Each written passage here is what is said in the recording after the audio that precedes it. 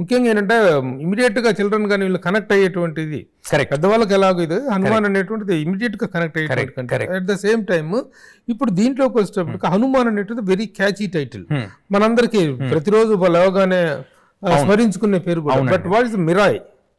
Mirai అంటే అర్థం ఏంటంటే sir future, hope for future, hope for the future, hope for the future. సినిమాలో వేరే వేరే అర్థాలు కూడా చెప్పడం జరిగింది సార్. అంటే మా దగ్గర ఇంకా కొంచెం మన నేటివిటీకి తగ్గ టైటిల్స్ కూడా కన్సిడరేషన్ లో ఒరిజినల్ గా ఉండినాయి. కానీ కార్తిక్ గారు డెఫినెట్ గా లేదు, మిరాయ్ అనేది ఒక కొత్త సౌండింగ్, ఒక కొత్త word, it will go great in to the audience and cinema తర్వాత ఇంకా ఎక్కువ మందికి రీచ్ అవుద్ది సో అని ఆయన నమ్మటం జరిగింది. What are the other titles that are considered?